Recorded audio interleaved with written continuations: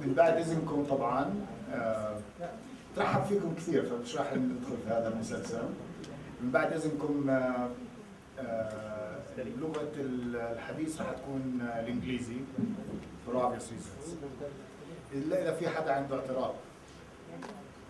Excellent. So we just said the name of the game is in English. Today we have a very fortunate set of speakers here. Dr. David Chadwick.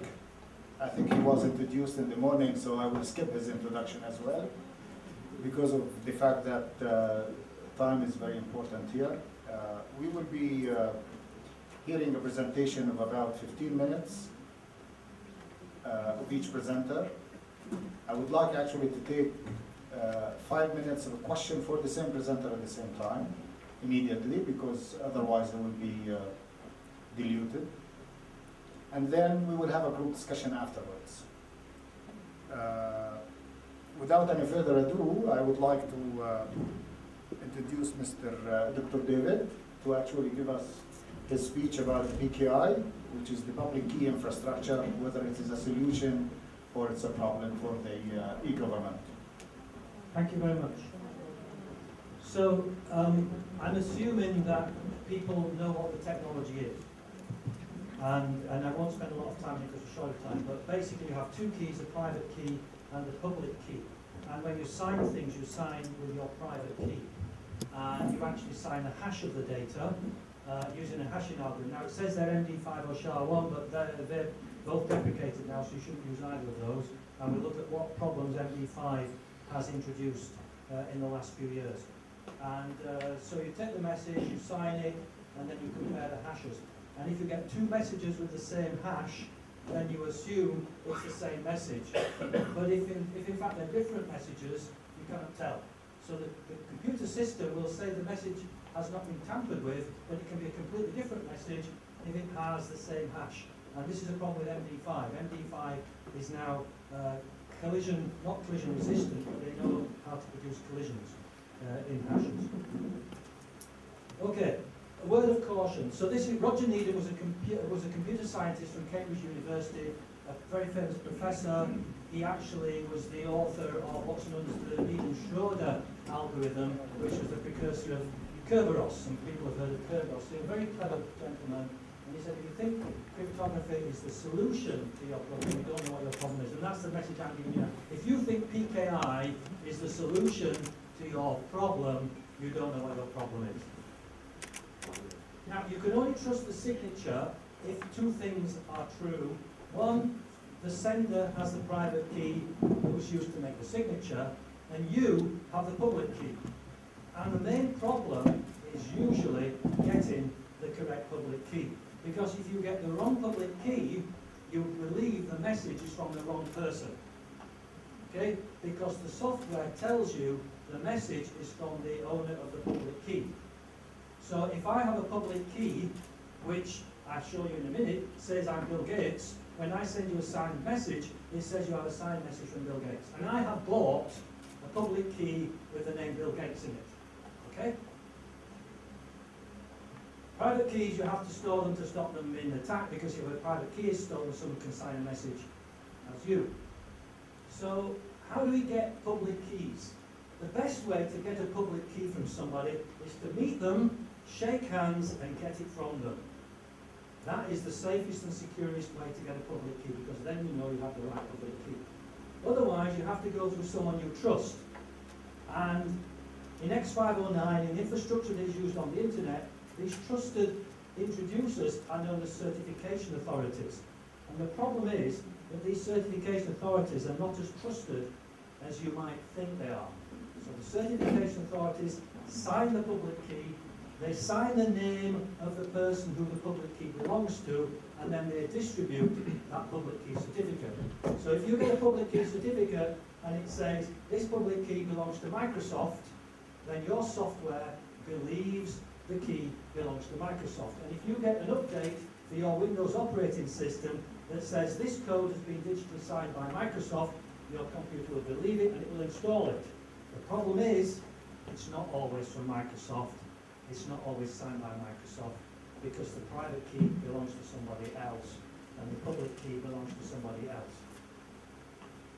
So how trustworthy is a CA?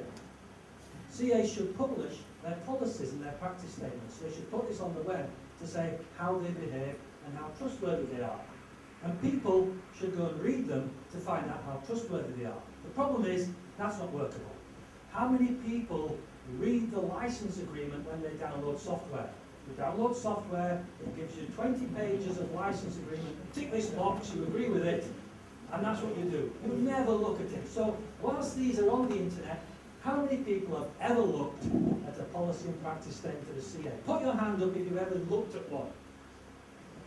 Okay, look, look, yeah, so 3 people. But you're supposed to decide whether you trust the CA based on this. But none of you have read it, so how do you trust the CA?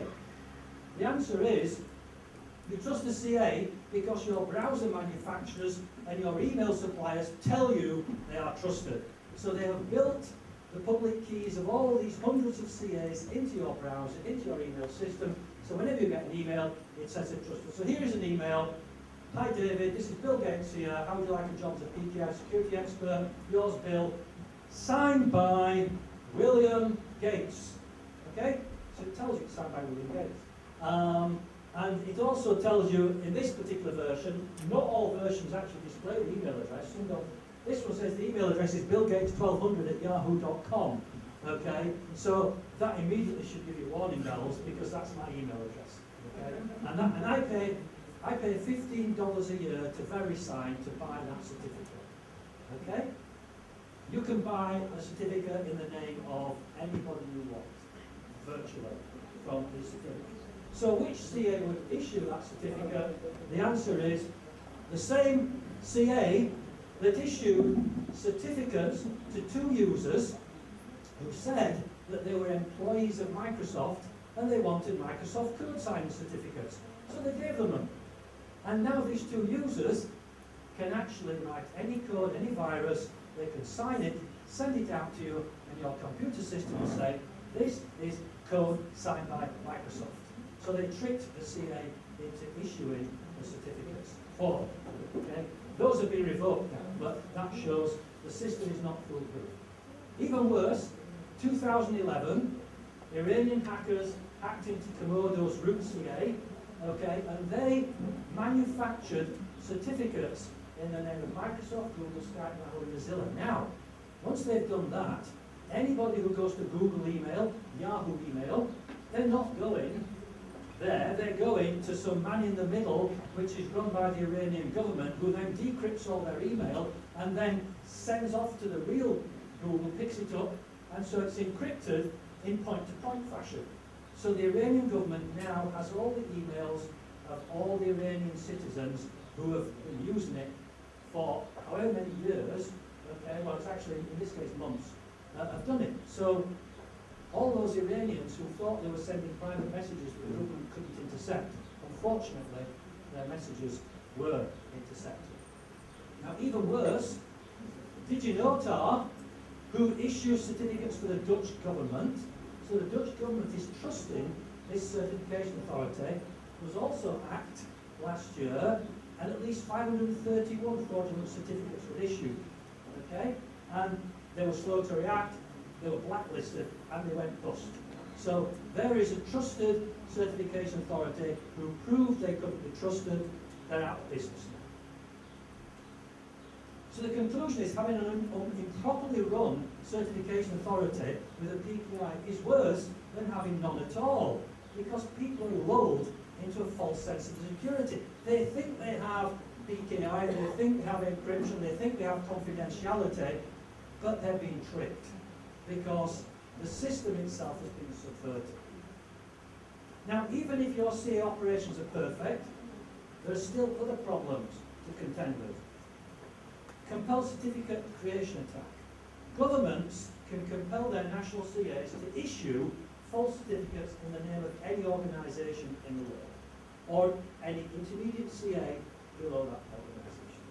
So, if you go to VeriSign, VeriSign is based in the US, that means the US government can ask VeriSign, to issue a certificate in the name of anyone, or what rather they do, they ask VeriSign to issue them with a subordinate VeriSign certificate, which they do, and then the NSA, CIA, they can issue certificates for anyone whenever they want using this fraudulent VeriSign certificate. And they have no choice because national security. And national security trumps everything. Okay? So user browsers see genuine trusted SSL certificates from the site, and then the agency decrypts it using man in the middle, and you can even buy commercial off-the-shelf boxes that do this. So here is Packet Forensic. This is their marketing leaflet. It gives you the technical details. They actually boast that this solves the internet cafe problem. So anybody who thinks they are being secure because they go to an internet cafe and then connect through to their website and no one will know it's them, unfortunately, if that box is installed in the internet cafe, that box gives them the certificate of the website they think they're going to. That box then makes the request to the website, gets the information, decrypts it, encrypts it again, and then ships all the information that's been downloaded backwards and forwards off to the owner of the certificate. And that is something you can just buy off the shelf.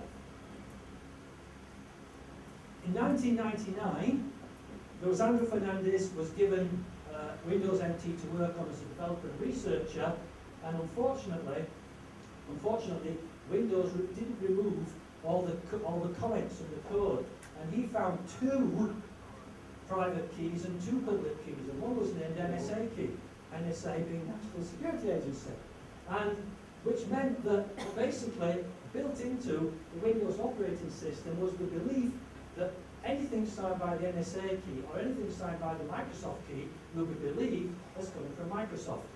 So the NSA can then send anything to your computer as Microsoft code, and you will install it as a Windows update, and then you're dead.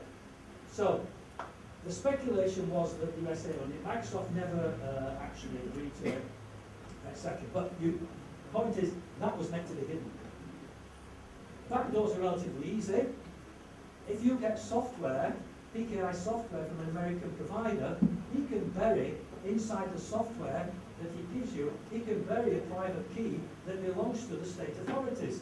And then every message that's encrypted will also be encrypted to the public key, okay? And anything that's encrypted will actually be decryptable by the authorities, okay? And they also say that you can never decompile the software, that's part of the licensing agreement, so you can never actually look what's in the binary that you get, because you break the licensing agreement if you do.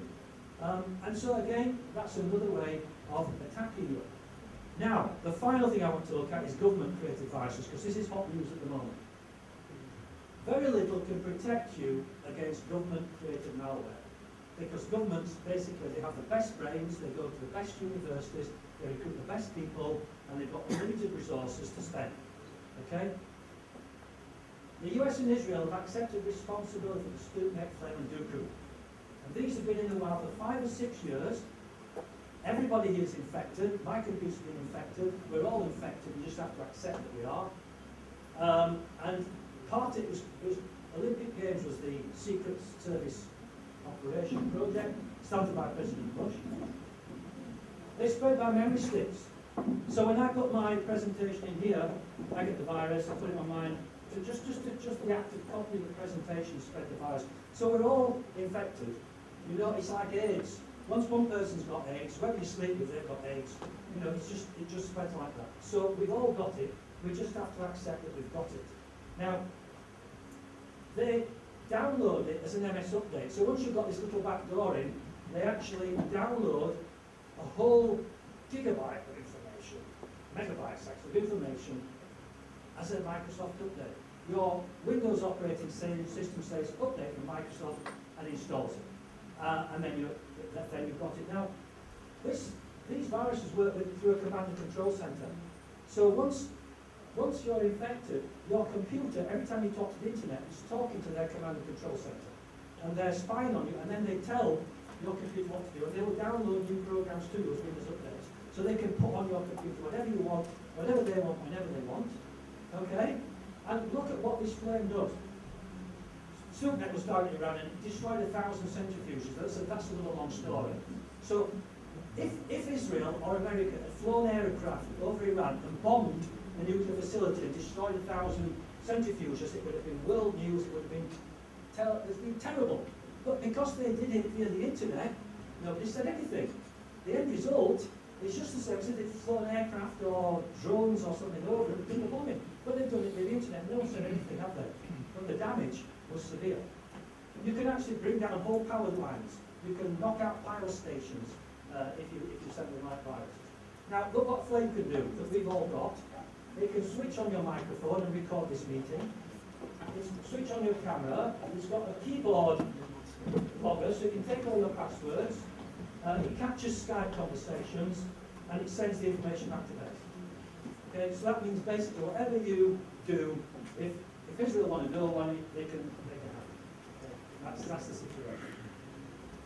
Google collects information, but it can also inject harmful code, so they can actually delete files from your computer if they want to.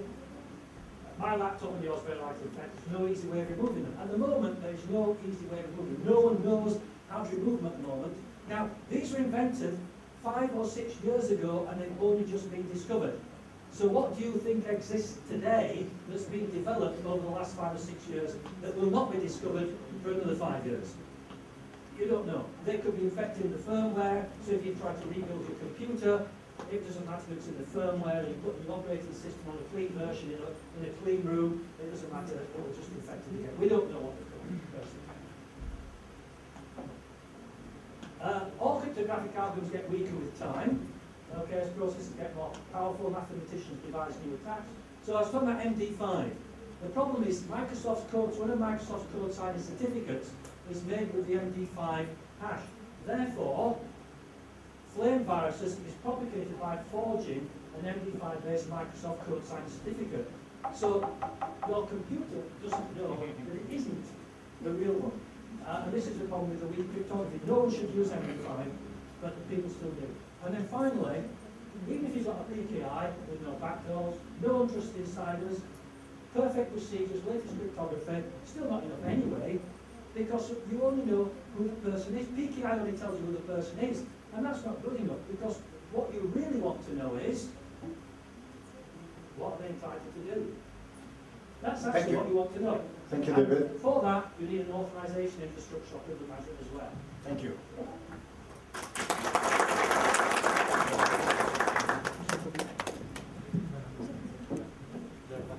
So I will start with a question myself, okay, because I wanted to actually challenge your first conclusion. My take on this, obviously, yes, there are weakness in MD5 collision, and that's why the reason they invented SHA-1, for example. Yes, there is a weakness with the intermediate CA, and that's why you can find a man-in-the-middle attack for the SSL. And the level of trust yet you can actually put in the certificate authority, because nobody reads all of this 20 pages description. However, those are all malpractices from practitioners, not necessarily from the science behind it or from the strength behind these protocols, be it SHA-1, PKI, or certification authority.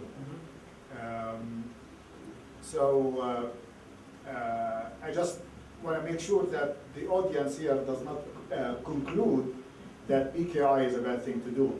No, it's absolutely not.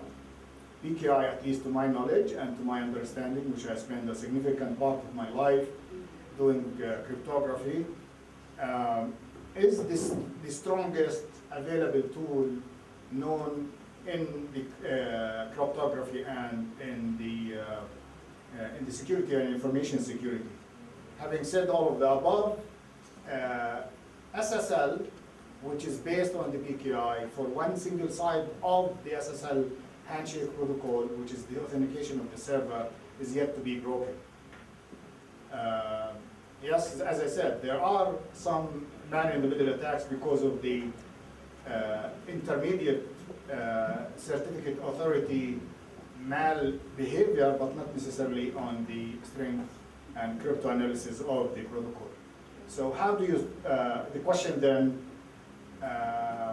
how do you draw or strike the balance between practitioner and lack of basically doing the right things in terms of the, or on behalf of the practitioners, whether it's a CA or whoever gave you that certificate on behalf of Bill Gates, vis-a-vis the strength of the PKI as a tool, and yet continue to be as a tool for hardening the security of the infrastructure. Okay, so I don't know, is this on? Yeah. Okay, so security of a system is only as strong as its weakest link. So there's absolutely no point in building a 10-foot high concrete wall, reinforced, that's 1 meter wide, to stop people getting into Berzak University. So yes, the cryptography is strong, but it's pointless if everything around it is weak, because you don't go after the cryptography. You'll go after everything else around it. Now I showed you that the cryptography is not strong in case of MD5, because MD5 is actually broken in that respect. So eventually the wall starts to crumble anyway in terms of attacks. I mean, we're talking over a long period of time, we're talking over sort of 20 years. The wall starts to crumble, but you don't actually usually go for the wall, you just go around the wall. And so you can have very strong cryptography. I don't break the crypto, I give you the wrong key. That's as simple as that. I give you the wrong key, and you say, this is solid, it hasn't been attacked. Absolutely right. But it never came from this girl here, who you thought it came from. It came from the attacker over there, who pretended to be the girl. So you've got your strong cryptography, but you're attacked just the same. Anyway, I have a bounce back argument, but I don't want to do it, so I'm good. Mr. David, to complete your mission, you repeat mic once more. If we can use a mic, that would be better for video purposes. You mentioned that the PKI is the start of the problem, not the solution. What are the alternatives you recommend for authentication process between the government and citizen, and between the government and institutions itself? Okay, so I use e-government services in the UK. I actually submit my tax return online, and that is quite a process that needs to be secure, because it's talking about all my finances, my income for the year, etc. It's saying how much taxes I owe the government, and I even submit my payments online. Okay? I don't use PKI. I have a very long password. It's about 15 random characters, which was sent through the post by the government to my registered address. They know where I live because I get paid, okay? And they send through the post to the place that they know where I live, because I'm registered with my company, and the company have registered me, etc. And they send, and I tell them, I go online, I said it's me, I said this is David Chadwick, and they say, okay, well, wait for a week and you will get a letter through the post to your house, and inside that will be a secret. The next time I go in, I type in this secret, and then get authenticated. That's how the UK is doing it. It doesn't need PKI. Okay, there are lots of alternative mechanisms that can be used. Banks have another mechanism where you send to the users a card, and it's got random characters in a box. It's a one-time password card, and the challenge gives you a column and a row, and they say, what's the letter in that column and a row? And you have to type it in, and they ask you for another column and a row.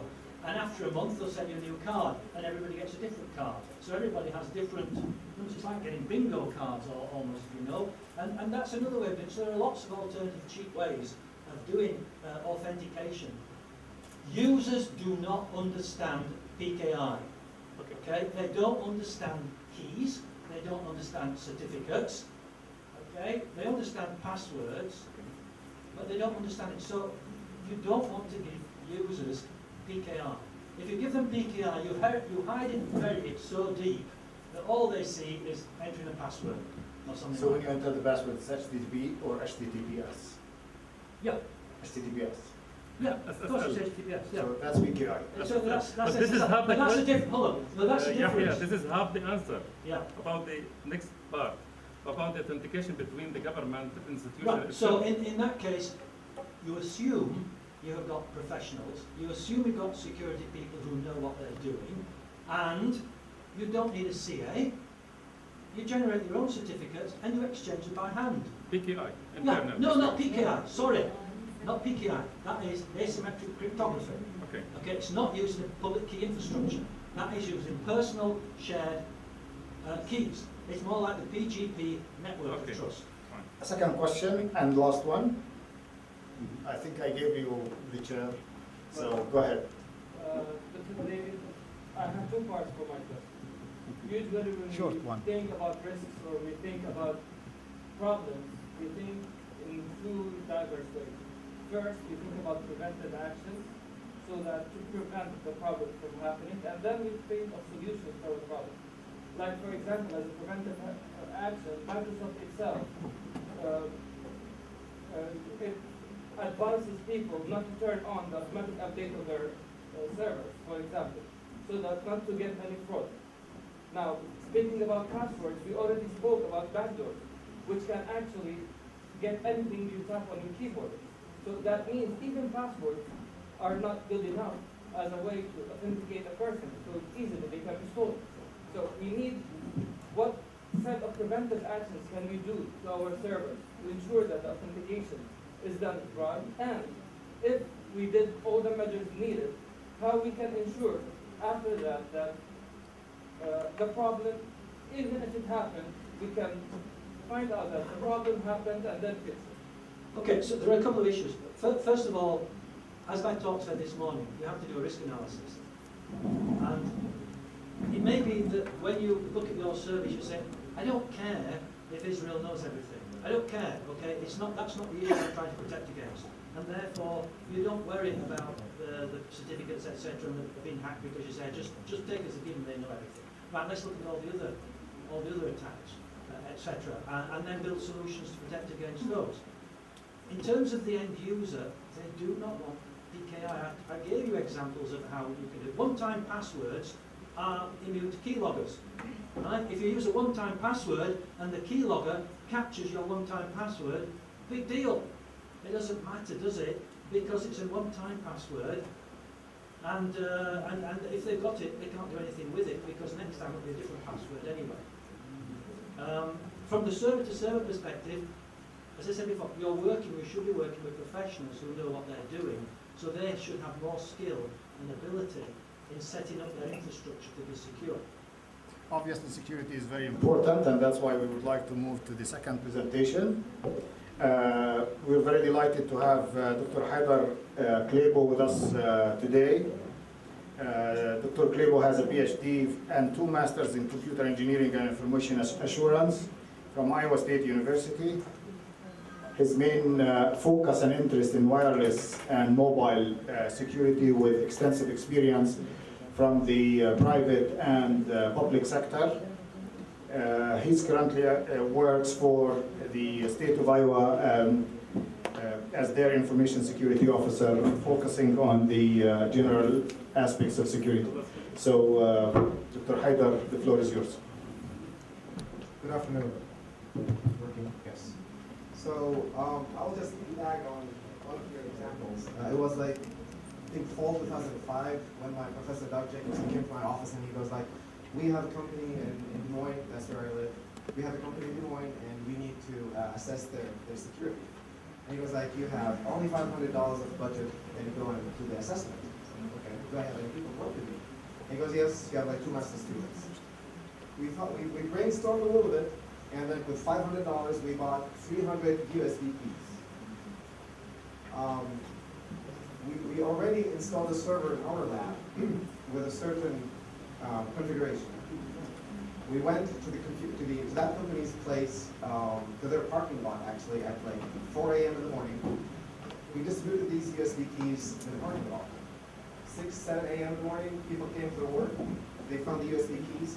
You know what the first thing they did when they went to their desk? They plugged it in. So it called home. Like our server in my lab, it was the ship that will take the call from every single computer that was plugged in with this USB key. So should have we installed a malicious program on these USB keys, I would have compromised the company without even putting a foot in it, or like even sticking any passwords. So people do stupid things. And as you said, the weakest link for me, I've been working in in information assurance for the past 15 years. It's the human. The password that's written on the sideline, the password that's written on the big board. I just came, sorry for my voice, I'm losing my voice. I just came from abroad 6 hours ago. 3 days ago, I got a phone call from my friend. So I'm just piggybacking on you, and I don't have it. My topic is very general. When I got the email from the organizers, they said just talk about information assurance and talk about my experience in the government. I got a phone call from a colleague of mine, and he was like, the system was hacked. Something happened to our system, the company that he works for. Can you log in? I said yeah, sure. What's the password? And he goes 0547. And I recited the rest of his phone number. And that's an IT security professional that works for a respected company. Again, if you're a system admin, you know that you have to use secure passwords. You have to change your password every 3 to 4 weeks, 6 weeks, 60 days, no matter what. If you use a different computer, if Rabia used my computer and logged into his email account, he better go home and change his password, because I have a keylogger working on my computer. So, back to my talk, sorry. Why are we here? We're here to talk about security. Is it important to you? How many system admins do we have in this room? By the raise of hands. Okay. Is it worth securing? The data that you're trying to build all these walls around. If I have a $5 book and I put it in $300 safe, is it worth securing? I don't think so. What is e-government? I'm not going to talk about e-government because everybody was talking about it, but it's a public servant. The government is here to serve you. At the same time, it has to give you all the services that you need. I've been in the States for 8 years or 9 years. Not once I stepped foot in a bank or paid any bills. And I was working on one of my projects. My partner, his name Abdul Latif, we were talking about the project that I was working on in e-government. I said, there should be a time where the user will get all the e-government services electronically without even leaving the couch. And he laughed, and I'm going to use the Arabic language here. He goes so I'm not going to stand in a queue and ask for, somebody has a frata for 10 shekels? No. Your time is very, very valuable. You don't have to wait in queue just to pay your bill or pay your ticket. Again, you should care. But what needs to be done, I'll be talking about it from the experience from the state of Iowa. And what are the traits that you should be looking for when you hire an information security officer, or even a chief information security officer for the state or the country? The challenges in e-government. Just to mention the few: security, service requirements, strategy and policy, and domain of the e-government. I'm going to be just focusing on security, but everybody else was talking about the services that needs to be up all the time. The attack that Palestine was subjected to 3 or 4 months ago, it wasn't a real attack that stole data. It was denial of service attacks, which means you couldn't go home, I couldn't log to my email, he couldn't finish his presentation, and the government, as Amjad said, they couldn't be talking to each other. Why does it matter? If your security is very low for your e-government and your system has been breached 1, twice, and thrice, you get a very bad reputation, and I will no longer trust my data being with you. Again, we as humans, we like to gather as many information as we want from anybody. Why should I know your name, address, phone number, date of birth, social security number, bank account, if I only want to give you to sell you something? So whenever anybody asks you for these, all this information, say no and challenge them.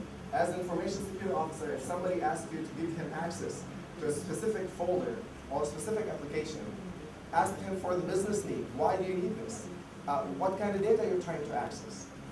If he's not the data steward, then you have to go and talk to his manager, or just talk to your manager and say, hey, we don't know what this data, the value of this data. We don't know how to secure it. We don't know if we have to give him access to it. And you can't secure something you don't see. I will come to it in a later slide.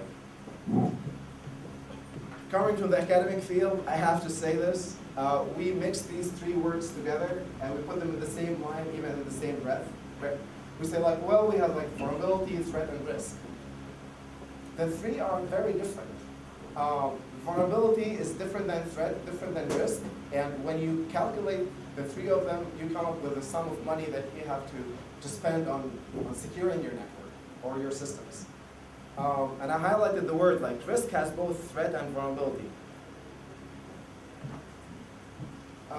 The way to calculate risk assessment.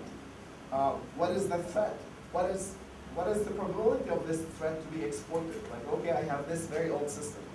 In the state that I work with, there is a very old system called SPARS. And it's not easy to secure, but there is a business need for this database to be online, and there's lots of very confidential information in it. I cannot go and unplug it and say, okay, this is not secure, and the network will be down.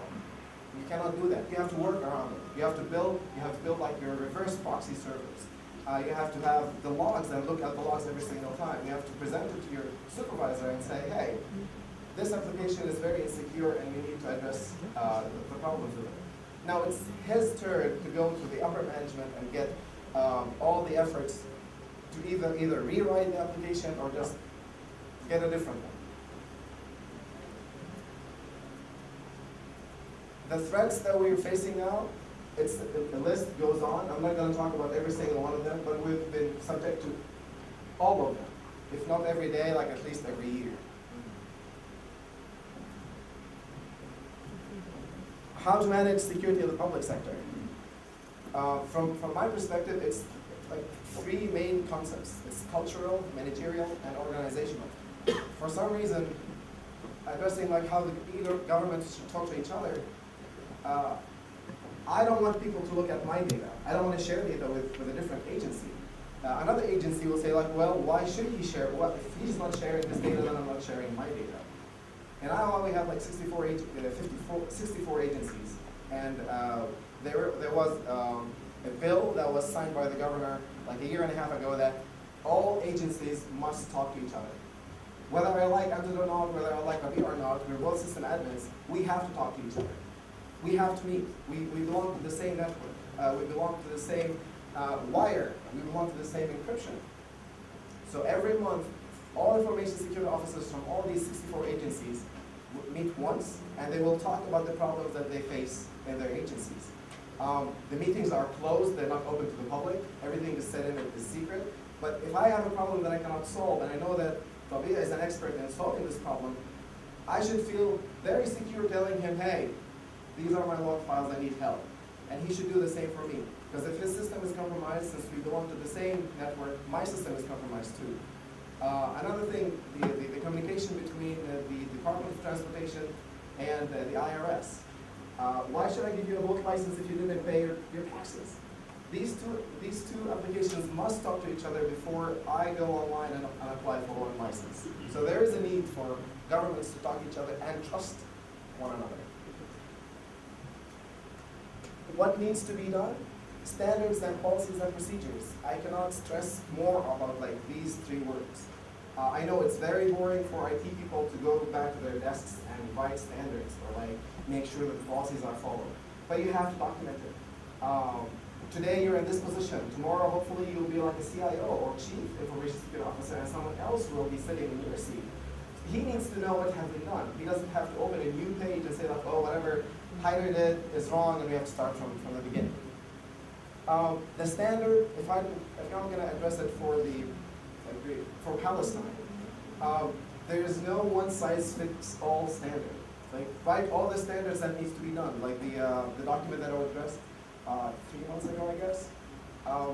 The main rules, full disk encryption for all laptops and mobile devices, no matter what. I don't care what you use for your encryption. You can go open source or you can go closed source as long as you encrypt it. If this computer was stolen, thieves are no longer after your hardware. It's very cheap to go online and buy a laptop. It's like $400. You can get like a very good laptop. They're after the information that's inside your laptop. Social security, I don't know, like maybe federal ID numbers, social security numbers, credit card numbers, you name it, and it's there. And there will be in your team that one person that didn't finish his project and will take data from his computer to home. That's why a different thing that needs to be done, which is user education. We have almost 29,000 employees. It's not easy to train them all. Usually ISOs will go like to every single bureau meeting and they talk about information security. Lately we have purchased from SANS their user training. And it's a 36-minute training with questions and answers. There's like a quiz at the end of each module, like it's 23 modules. This way you make sure that each 2 minutes, each user went through this user education, they know what needs to be done. I talked about this. Plan and compliance, 5% of planning for 100% project will give you 80% of productivity. If you do not plan, your project will fail. And it's not a matter of if, it's when it's going to fail. Annual risk assessment. If you have the time, do it every 6 months. Because your entire environment changes every day. So you need to know what you need to secure and prioritize it. If this application is not accessed by the public, okay, maybe it will be like at a later stage. Fix everything that's public facing. Continuous vulnerability management, I cannot stress it more than this. You need, like, we have a chief information security officer and he has like the big box of vulnerability management, and all IP connected devices within the state, they connect to this computer. And it's clientless scanning. So I would know which patches have you installed on your computer, which patches didn't install correctly, what level of OS you're running, etc., etc. Disaster recovery and business continuity planning. Not too long ago, I asked a person about their business, their disaster recovery and business continuity, and that person was like a CIO, and the answer was, "إحنا متوكلين على الله." So yes, we're متوكلين على الله, but at the same time, you need to have your disaster recovery plan. When Palestine is as vulnerable as Florida, but in Florida they have hurricanes. Palestine, we have Israel. So when they invade Ramallah and come to every single ministry, and then the next morning you come to your network and say, oh yeah, they didn't touch the network and you can just work fine on it. No. Disassemble everything. Because you don't know what bug they installed on your computers. Testing and change control, this is very important whenever you install the patches. Second Tuesday of the month is very important, but the first Friday after the second Tuesday of the month is more important to you, because that's when you're going to install the patches. If anybody of you IT admins tells me that you installed patches right at the minute when Microsoft releases them, there's a problem in your network. You have to test before you apply these patches. You don't know what's going to break. All these applications that you have running only on Internet Explorer 6 and 7, they do not run on 9, then it's going to break. Then you're going to lose business. And again, these change controls, you have to talk to other agencies. You have to talk to other organizations, like, hey, what happened to your system? Something broke? What happened to the logs? Data application, classification, physical protection, they speak for themselves. Some controls that needs to be addressed. I know we don't have the money to buy everything, but at the same time, we have open source. DLP is very important, data link protection, NAC. If you plug into the network, is that on time? But network access controller, email encryption is very important. Accountability. Like Dr. David mentioned something about the logs. If you do not look at your logs, and if you don't have anybody else that looks at your logs, a hacker will look at your logs and will know where, when, and how you're vulnerable. And they will breach your network. Logs is very important. You should have a system, a logging system in your environment to see like what happened when. Not only if you were attacked, so they can go back and say, all right, we were attacked 3 years ago. When do you come out and say, hey, we were attacked 3 years ago, or you just like hiding in your corner? You have to come public. Like policies, policymakers should come out and say, if your system was attacked and your system holds personal identifiable information, you should go public. I should know that my social security number that resides on your computer was breached, so that I can take the countermeasures. Who do you call? Usually I get Ghostbusters, but you should call the authorities. Yeah. So you should have good relationship with the police, and you should trust them. And there should be like some trust relationship between us, like you as a system admin, and the authorities whenever you tell them that my network was breached. So that's it. Thank you. Question.